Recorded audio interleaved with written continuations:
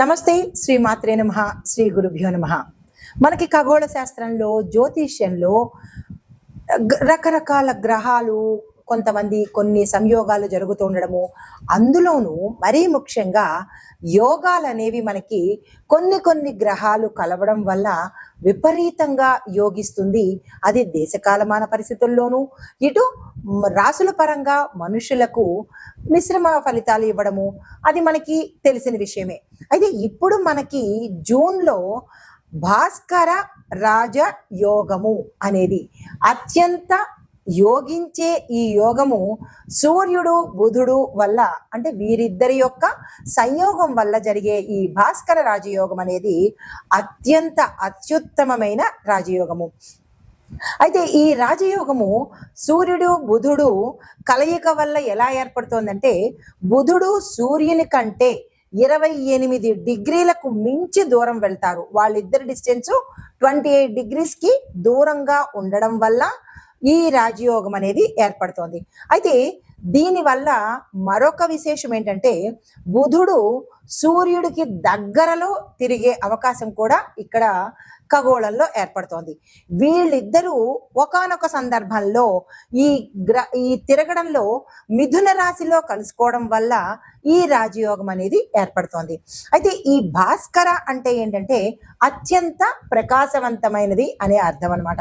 అయితే ఈ ప్రకాశవంతము, ఈ సాహసోపేతము, అంటే ఈ భాస్కర యోగము పట్టడం వల్ల ఇటు దేశానికి కానీ, లేదా అంటే ఒక వ్యక్తికి కానీ, ఒక సంస్థకు కానీ, లేదా అంటే ఒక సమాజానికి కానీ, ఎవరికి తీసుకున్నా సరే ఫలితాలు చాలా సాహసోపేతంగాను, తర్వాత ప్రతిభావంతమైన నిర్ణయాలు తీసుకోవడము, విజ్ఞానవంతమైన నిర్ణయాలు తీసుకోవడము, లేదా పనులు చేయడము, అంటే ఈ యొక్క ప్రభావము చాలా ఎక్కువగా మంచిగా కనపడము, దాంతోపాటు ఆర్థిక అభివృద్ధి ఎక్కువగా కలిగే అవకాశాలు ఈ భాస్కర రాజయోగంలో కనబడుతోంది.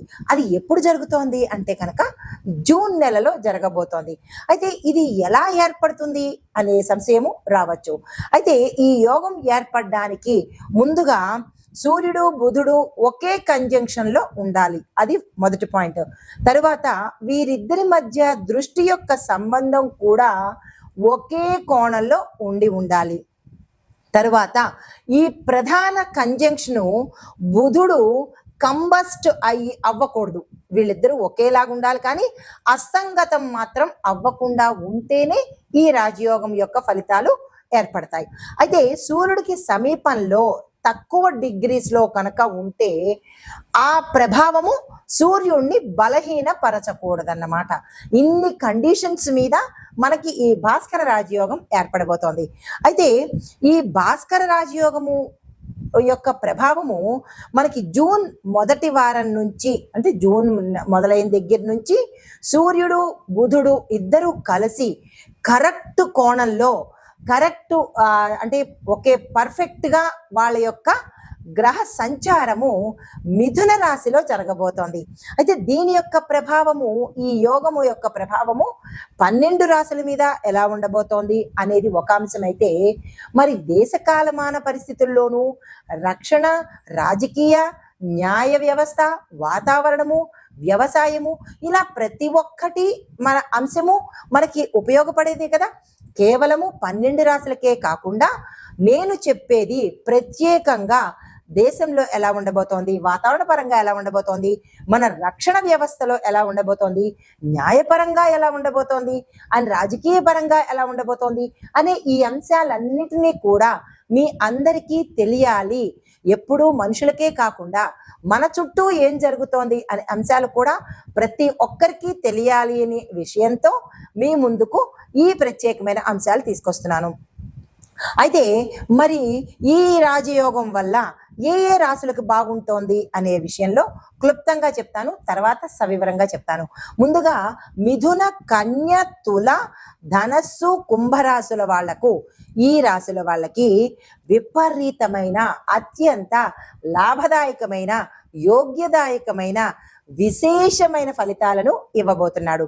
అయితే ఈ రాశుల వాళ్ళకి ఎలా ఉండబోతోంది అంటే, వీరు అత్యంత సాహసోపేతంగాను, కొత్త కొత్త అవకాశాలు తెచ్చుకోవడంలోనూ, ప్రతిభ ధైర్యము ప్రదర్శించడంలోనూ, విద్య, ఉద్యోగము, వ్యాపారము, మీడియా, కమ్యూనికేషను, చట్ట చట్టము అంటే న్యాయము, రాజకీయ రంగాలలో ఈ ఎవరైతే ఉంటారో, నేను ఇందాక ప్రస్తావించిన రాసుల వాళ్ళు ఎవరైతే ఉంటారో వాళ్ళకి విశేషమైన ఫలితాలు కనబడబోతున్నాయి. అయితే మరి మిగతా రాసుల వాళ్ళకి ఎలా ఉండబోతోంది అంటే కనుక కొంత మిశ్రమ ఫలితాలు ఉంటాయి, కానీ అంత విశేషమైన ఫలితాలు ఈ సమయంలో దక్కబోదు. అయితే మరి సామాజిక, ఆర్థిక, రాజకీయ, వాతావరణ, రక్షణ, న్యాయ వ్యవస్థల మీద ఎలా ఉండబోతోంది అనే అంశంలో రైతులకు అంటే ముందుగా వ్యవసాయాన్ని చూసుకున్నట్టయితే రైతులకు సాంకేతికంగాను అంటే టెక్నికల్ గాను, సమాచార వ్యవస్థలు, అడ్వైజరీ వ్యవహారాలు ముందుగా ఎక్కువగా బలపడతాయన్నమాట. అంటే రైతుల్ని ఎడ్యుకేట్ చేసే విధంగా ఉపయోగపడుతుంది. తర్వాత వర్షాలు కనుక సమయానికి కురిస్తే రైతులకు అత్యంత సంతోషంగాను లాభంగాను ఉంటుంది. ప్రతి ఒక్క రైతు ఆనందంతో నాట్యమాడే సమయము ఈ రాజయోగం అన్నమాట.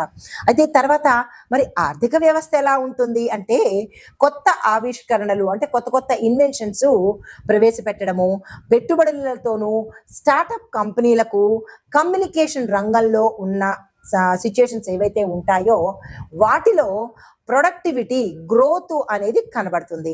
తర్వాత ఎంఎస్ఎంఈ సంస్థలు, సాంకేతిక పరిశ్రమలు చాలా బలపడతాయి.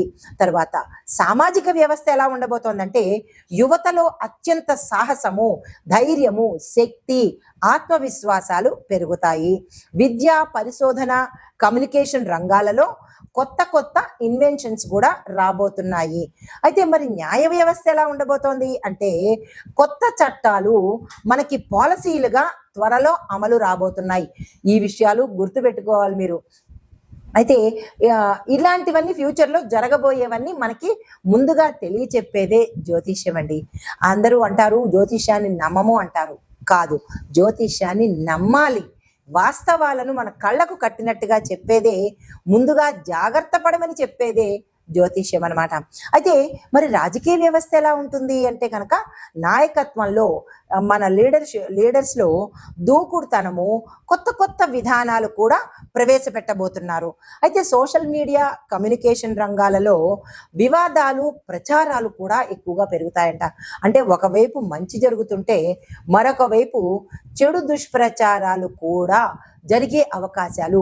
కమ్యూనికేషను అంటే ఈ సోషల్ మీడియా, కమ్యూనికేషన్ రంగాలు మంచికి ఉపయోగించుకుంటే దేశం బాగుపడుతుంది, చెడుకు ఉపయోగించుకుంటే దేశం సర్వనాశనం అయిపోతుంది. కాబట్టి ప్రతి ఒక్కళ్ళు దేశ క్షేమం కోసం మాత్రమే పని చెయ్యాలి అనేది ఒక చిన్న రిక్వెస్ట్ అన్నమాట. అయితే మరి రక్షణ వ్యవస్థ ఎలా ఉండబోతోంది అంటే కనుక సైనిక వ్యవస్థలో కమ్యూనికేషన్ పెరుగుతుంది. సాంకేతిక రంగాలలో అంటే టెక్నికల్గా, టెక్నాలజీ పరంగా అభివృద్ధి, గ్రోత్, డెవలప్మెంట్ కనబడుతోంది. సైబర్ సెక్యూరిటీ అంటే చాలా అభివృద్ధి అవుతుంది, బలపడుతుంది. ఇప్పుడు ఇవాళ రేపు చాలా సైబర్ క్రైమ్స్ ఎక్కువైపోతున్నాయి. దాన్ని కంట్రోల్ చేసి ప్రజలకు మంచి చేసే ఉద్దేశాలతో కొత్త కొత్త చట్టాలు కానీ, కొత్త కొత్త ప్రణాళికలు కానీ జరిగే అవకాశాలు ఈ భాస్కర రాజయోగంలో ఎక్కువగా కనబడుతోంది. అయితే కొన్ని ముఖ్య అంశాలు, చాలా ఇంపార్టెంట్ ఈవెంట్స్ నేను మీకు ఇప్పుడు చెప్పబోతున్నాను. భాస్కర ఈ రాజయోగం వల్ల ఇంటెలిజెన్సు, కమ్యూనికేషన్ స్కిల్స్, రచనా ప్రతిభ, న్యాయము, పాలిటిక్స్, టెక్నాలజీ ఈ రంగాలలో పెద్ద పెద్ద అవకాశాలు యువతకు వస్తాయన్నమాట. అంటే ఉద్యోగ అవకాశాలు కానీ, స్టార్టప్స్ పెట్టుకోవడం కానీ, ఈ దిశగా ఎవరైనా ప్రయత్నం చేస్తే కనుక మంచి ఆపర్చునిటీ వచ్చే అవకాశాలు ఎక్కువగా ఉన్నాయి. రెండో పాయింట్, మిథునము, కన్యా, తుల, ధనస్సు, కుంభరాశుల వారికి ఎక్కువగా గొప్ప గొప్ప అవకాశాలు వచ్చే దిశ కనపడుతోంది. ఈ రాశుల్లో ఉండేవారు ఎవరైనా సరే, ఏ రంగంలో ఉన్న వాళ్ళైనా సరే, మీ టాలెంట్ను ప్రదర్శించడం కానీ, కొత్త కొత్త అవకాశాలు వెతుక్కోవడం కానీ ఈ సమయంలో కనుక చేసినట్టయితే మీరు హై స్థాయికి వెళ్ళే అవకాశాలు చాలా ఎక్కువగా కనబడుతున్నాయి. దేశంలో చూసినట్టయితే ఇంకొక పాయింట్, ఆర్థిక వ్యవస్థ, రాజకీయాలు, సాంకేతిక రంగాలు కూడా చాలా స్ట్రాంగ్ అవుతాయి, బలపడతాయి అన్నమాట. ఇవి మనకి ఈ భాస్కర రాజయోగం వల్ల జరగబోయే ముఖ్యమైన అంశాలు. నమస్తే. తదుపరి రాశి వృషభ రాశి. ఈ వృషభ రాశిలో గ్రహస్థితి సూర్యుడు మరియు బుధుడు మిథున రాశిలో సంచారం చేస్తున్నాడు కదా. అయితే ఈ సంచారం వల్ల వృషభ రాశి వారికి 2వ ఇంట ప్రభావం చూపిస్తోంది. ఆ 2వ ఇంట ప్రభావము ఎలా ఉండబోతోంది అంటే కనుక ఆర్థికంగా విశేషమైన లాభాలు, వ్యాపారస్తులకు కావచ్చు, ఉద్యోగస్తులకు కావచ్చు, ధనపరంగా వ్యాపార, వాణిజ్య, వర్తక, వ్యవసాయ, రాజకీయ ఏ రంగంలో ఉన్న వాళ్ళకైనా సరే ఆర్థిక లాభాలు తథ్యము. అయితే కుటుంబ సంబంధాలు బలపడతాయి, కుటుంబంలో అన్యోన్యమైన వాతావరణం ఉండబోతోంది.